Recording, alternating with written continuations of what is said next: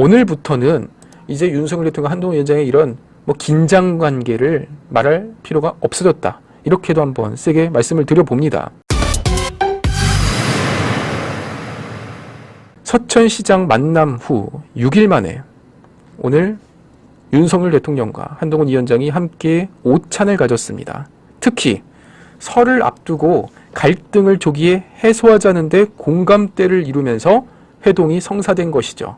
그러니까 정기적으로 만나는 모임이 아니라 애초에 목적을 가지고 만났다는 겁니다. 어떤 목적이요? 설 전에 모든 리스크를 풀고 가자는 겁니다.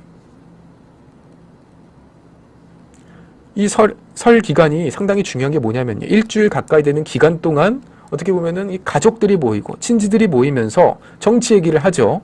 그 전에 설날 전에 이 리스크를 훌훌 털고 가자는 거예요. 이게 대통령의 생각이고 이게 한동훈 위원장의 생각입니다. 그러면 지금 이 두 가지의 리스크가 뭐가 있었습니까? 첫 번째는 윤석열 한동훈 갈등, 두 번째나 김건희 여사의 몰카 취재 사건. 이 두 가지의 리스크를 윤석열 대통령은 설날 전까지 다 리스크를 없애고 가겠다는 건데, 그 중에 이제 첫 번째가 바로 오늘의 이런 만남이죠.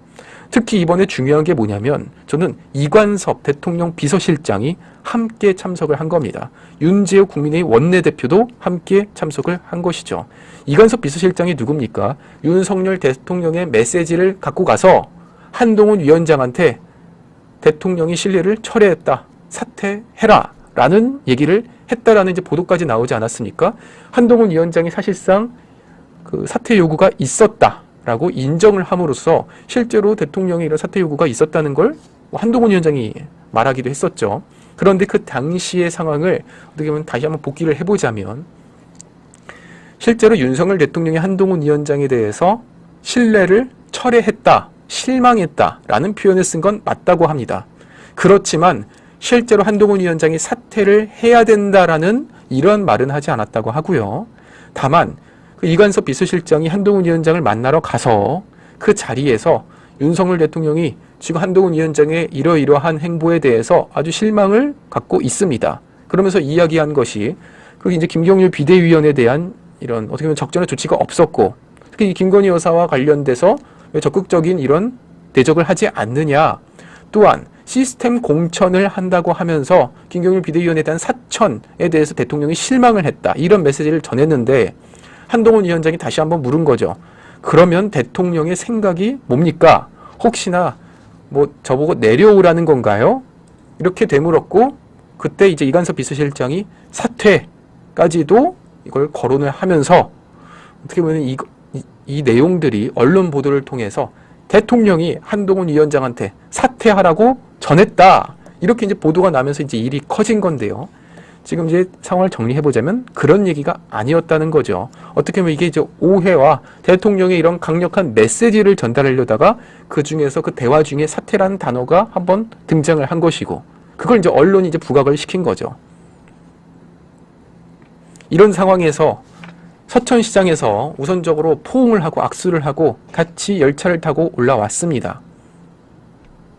그렇지만 열차 올라오는 도중에도 실제로 이제 문제가 됐던 내용에 대해서는 서로 소통이 없었다는 거예요.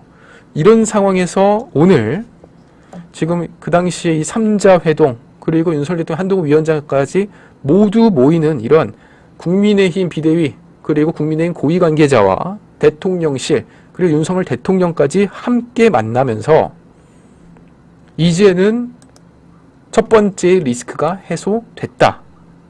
오늘부터는 이제 윤석열 대통령 한동훈 위원장의 이런 긴장 관계를 말할 필요가 없어졌다. 이렇게도 한번 세게 말씀을 드려봅니다. 국민의힘 관계자가 이렇게 밝혔습니다. 지난 23일 서천 화재 당시에 만남을 통해 갈등 악화를 막았다면 오늘 오찬에서는 서로에 대한 신뢰를 확인하는 자리였다. 그리고 당 정이 대한민국의 미래에 대해서 같은 생각을 하고 있다는 걸 말이 아니라 행동으로 국민께 보여드리는 게 중요하다. 이렇게 말씀을 했습니다. 이게 무슨 말이냐면요. 지금 당정이 대한민국 미래에 대해서 같은 생각을 하고 있다. 그러니까 지금 당정은 대한민국이 발전되기를 원하고 대한민국이 잘 되길 원한다는 거예요. 여기에 대해서는 이견이 없습니다. 한동훈 위원장도 지금 대한민국이 잘 돼야 되는 거고 대통령으로서 당연한 거죠. 그러기 위해서는 이 둘이 한 목소리를 내고 둘이 같은 방향을 보고 가야 된다는 거에 대해서 이견이 없었다는 거예요. 그렇지만 그 길을 위해서 세부적인 방법이 달랐던 것이죠. 한동훈 위원장이나 김기현 비대위원의 경우에는 김건희 여사 문제에 대해서 어떻게 보면 국민 눈높이에서 바라봐야 된다라는 게 이제 그 방법이었던 거고, 윤석열 대통령은 애초에 여기에 대해서 일절 대응하지 않는 방식으로서 이번 일을 대응을 한 것이었는데 한번 생각이 달라서 부딪혔잖아요. 그렇지만 대한민국 미래를 위해서는 어떤 길로 가야 된다고요? 극복해야 되는 겁니다. 헤쳐나가야 되는 겁니다. 결국 윤석열 대통령은 정면 돌파를 하기로 이제 밝혔었죠. 제가 오늘 기사를 이제 방송을 준비하면서 보수 언론의 칼럼을 통해서 칼럼을 보고선 제가 좀 비판을 하고자 한번 좀 가져와 봤습니다. 명품백 해명, 약속 대담하면 국민이 납득하지 못한다. 대통령의 사전 각본, 꼼수 논란을 피하지 못할 것이다. 오히려 날선 비판, 다양한 지적을 받아들여야 최소한의 공감대를 확보할 것이다. 라는 취지의 이런 모 언론의 비판 칼럼이 있었는데요. 제가 여기에 대해서 한번 제 반론을 하고자 합니다. 그러니까 지금 언론에서 이제 얘기하는 게 뭐냐면 윤석열 대통령이 미리 사전 대본을 준비하지 말고 그리고 모든 기자들의 질문에 대해서 즉흥적으로 답을 하라는 거예요. 그러면서 비판한 그 단어가 약속 대담입니다. 약속 대담이라 함은 그 이준석이 최근에 어떻게 보면 비꼬면서 풍자하면서 말했던 약속 대련을 이용해서 약속 대담이라고 표현을 한 거겠죠. 그러니까 지금 윤석열 대통령이 KBS 신년 기자회를 통해서 이제 기자들 앞에서 이 김건희 여사의 이런 불법 취재, 몰카 사건에 대해서 이제 어떤 이유에서 받았고 어떻게 이것을 처리할 것인지에 대해서 기자회견을 하는 과정에 있어서 미리 대본 준비하지 마라. 사전 각본, 논란 오히려 생길 것이다 라고 비판을 한 거예요. 저는 오히려 반대로 윤석열 대통령은 더 꼼꼼히 대본을 준비하고 더 철저하게 사전 각본이 필요하다. 이렇게 한번 말씀을 드려봅니다.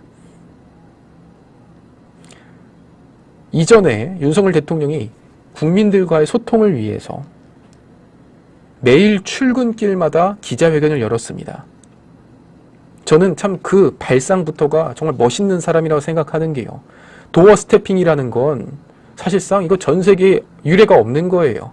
아니, 대통령이 출근할 때마다 기자들한테 질문받고 출근하러 간다?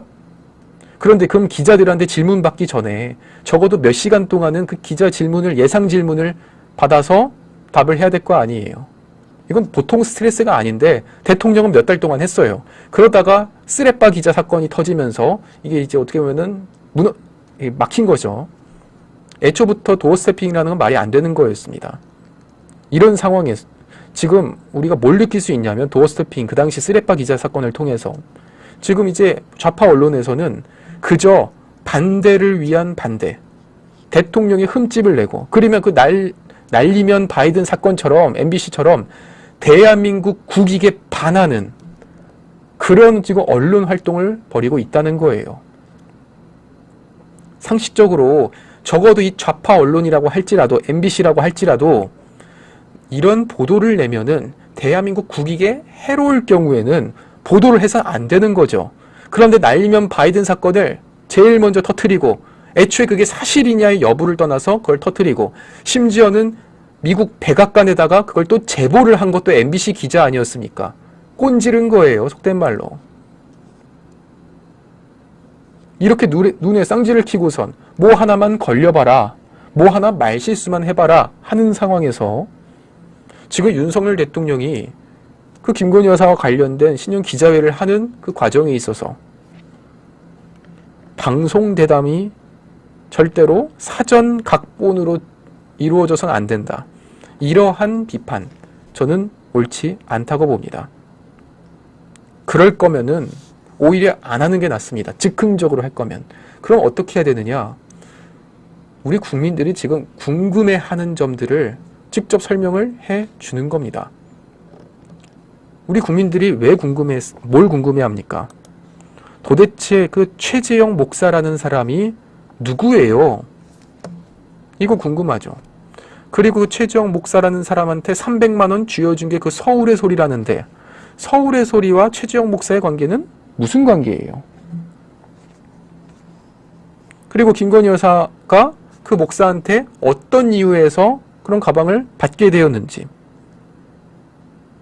그리고 지금 그 가방은 어디에 있는지, 그러면은 이제 앞으로 어떻게 대통령실은 이러한 이제 비슷한 일이 또 벌어질 경우에 대비해서 어떻게 조치를 할 것인지, 이 점을 말해주면 되는 겁니다.